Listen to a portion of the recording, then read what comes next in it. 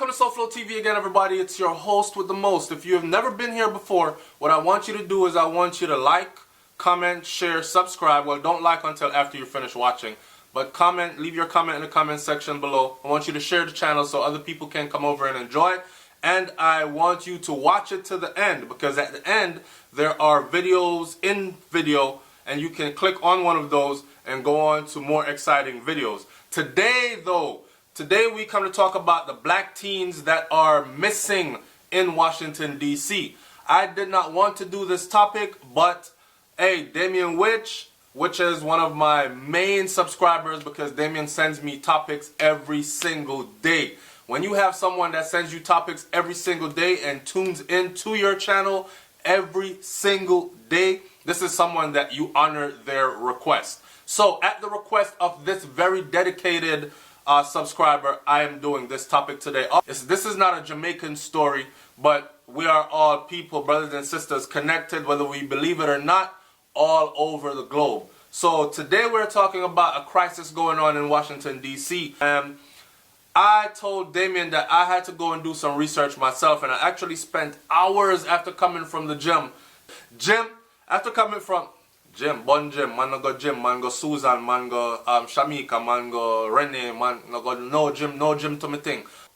I've been doing my little research, and this is the best article that I came up with.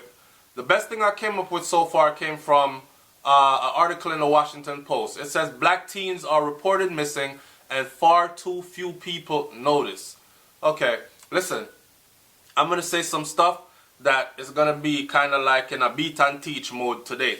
I'm going to say some stuff that's going to hurt your feelings a little bit if you're black, but I want you to really think about what I'm saying, okay? Now, before I do that though, I'm going to quickly read this article, so I need you to stay with me. I'm going to blow through it. Quick. Right? Here we go.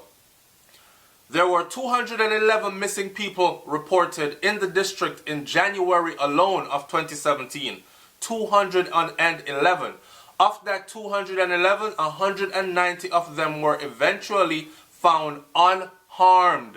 So for those of you who are saying that all these people are missing, majority of them are black and they're girls and whatever, 211 reported missing since January of 2017. 190 have already been found, all unharmed, right? That still left 21 of them missing. 10 of the 21 are teenage girls. Just in the past few days, more of them have been found unharmed. Police have not said how they were found or why they went missing, but the description of the girls given when they disappeared reflects a disturbing pattern. What disturbing pattern they're talking about? They're talking about that they're all so-called minorities. In other words, they're all black or Hispanic girls, right? One was the 15-year-old girl who had been found, who had last been seen on the 700 block of M Street. She was black, 5'5", 170 pounds. Another one was 16 years old. She was found on the 4000 block of Livingston Road. She was black, 5'7", 125 pounds. The next one was 5'5", 130 pounds. So you see, they're all black. They're all within the same weight limit and everything, which would spark off people to think stuff like, oh, okay, maybe there's a serial killer / rapist out here, or maybe there is some kidnapper who is fascinated by young black girls that are 5 foot something to 5 foot something in between 110 to 125, 30 pounds. Maybe that is his niche and that's what he's going for. So this sparked off a lot of talk, right? This sparked off also a lot of talks about human trafficking, about sex trade trafficking and all this other stuff, as well as they are curating organs or stealing organs then from a certain group, and this is the demographic that they're concentrated on, right?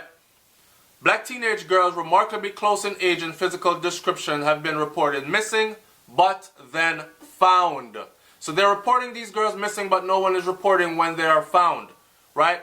They may be among the lucky ones, because so many people have disappeared and have never returned. I'm going to skip through most of this article because I want to get to a specific point, right? What we need is a citywide alert about the dangers out here and how parents can protect their children. Residents are very worried. They're wondering if the city is taking this seriously. They say things like this. if white girls were disappearing uptown, there would be a state of emergency. They have a point. Because if cars of a similar make and model were disappearing from the more affluent neighborhoods in the city, there would probably be more of an outrage. Owners of vehicles popular with thieves would be warned through various social media outlets and automobile associations, right? So if little black girls are being missing of the same stature, weight limit, this kinds of things, age group, and they are going missing, then we feel that the major news networks should be on top of this, but they are not. So what is new? Let me keep on reading because I have some stuff to say that especially black people need to hear this today. Okay? Check me out. Okay.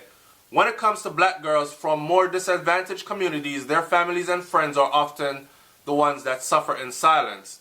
When hundreds of girls and boys too are reported missing, we should all be concerned. In their home life, if their home life is so terrible that they must flee, have poverty and desperation made them vulnerable to enticements that lure them into the city's burgeoning sex trade. According to Courtney's House, a district-based organization that rescues teenage girls from forced prostitution, about 4 or 5 teenage girls come to them each week for help. Sex trafficking is a complex business, and identifying victims can be difficult, but it's a problem in Washington, D.C., she said. I'm going to stop right there and say what I'm about to say, okay? It's time for black people to police up their own. I'm not talking about go put on a police uniform, go out in the streets and try to police your neighborhood. I'm talking about police up your own from inside. Let me tell you, let's be honest with ourselves. Let's look at ourselves and this is not just for Washington, D.C. This is for the Caribbean islands. This is for everywhere, to include my homeland of Jamaica and every other state in the United States of America and elsewhere, London, England, not just London, but the entire UK, all around the world where black people are. It's time for you to start policing up your own. It's time for you to stop depending on government entities to do the majority of the work for you. Now, there's an important part in this article where they talked about home life being so horrible that these children feel the need to run away. Let's not forget that a lot of them who do go missing are found unharmed, right? Now, let's talk about these parents that go out running to the media. Oh, my child's missing. I want my child. I have seen this in real lifetime. I want my child. My child's missing. Please help me find my child. Why don't you tell the media how you treat that child when that child is home? Why don't you tell the media the amount of abuse that that child has to endure, be it verbal abuse or physical abuse or a combination of both, sexual abuse and all other kinds of abuse. These are the reasons why children run away from home. What people are not understanding is this. Adults who have been abused as children and never got help, they tend to be even more abusive. Even the ones that say, I'll never do that to my child or my children because this was done to me. They are the main ones that actually do that to their children without even recognizing that they're doing that to their children. So you must understand that when children start to grow older, there's something that's called independence that comes into play. Now, these children are yearning for independence. And if home life is so terrible, they will seek out independence at an earlier age. So a lot of our children of color, they don't have our melanated babies. They don't have the luxuries of, oh man, my life is so good at home, I want to stay here until I'm 30. One, you have parents that have been conditioned to push them out as soon as they're 17 to 18. Hey, your 18th birthday coming up, you gotta go. You're an adult now. Whereas if you look at white families, their children, majority of them, they'll go off to college, they'll have that cushy background, and they can look forward to coming home to their same bedroom until they're about 23, 24 years old, where they graduate from college with a master's degree or a bachelor's degree or an associate's degree or whatever the hell they graduate from. But they have, every summer they look forward to leaving the dorm rooms, going home, the ideal life, going home, even if mom and dad are not together anymore, they're still supportive, not financially. Then they even have luxuries. Because when their parents divorce, they don't put all the burden on top of their children. Whereas black people do the same thing. We put the burden on top of our children. Your daddy wasn't shit. That's why he don't support us no more. And he ran away and left your stupid ass. And treat your children in a certain way, in such a way that they don't have those luxuries. Whereas the other side, their children have those luxuries. Like, okay, who am I going to spend summer with this year? Do I go to mom's or do I go to dad's? You see what I'm saying? So it is our problem. Our problem. We are the ones that are not supporting ourselves. And let me tell you this.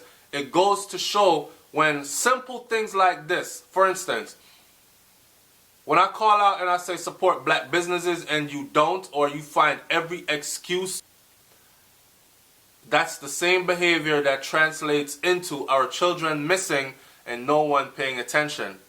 That's the same behavior that translates into our children going missing and no one raising an alarm about it. We're sitting around waiting for white media to raise an alarm about black children missing. Come on now. That's just like you putting up these pictures or these videos. Oh, look, another black guy gets abused by some white police officers. Get over it. It's hard to say get over it, and I don't mean get over it as in forget about it. I mean get over it as stop sharing friggin' videos on YouTube, Facebook, on social media if you're not going to get up and do something to change what is really happening.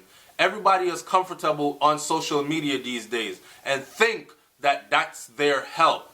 You might be helping and bringing awareness to the problem, spreading the news, but if you're not boots on the ground, then you're not doing anything to become a solution to the problem or a part of the solution to the problem. So in closing, I'm going to say this. Tighten up your homes, man. Start looking at your children as independent individuals. They're not yours. They came to you and through you.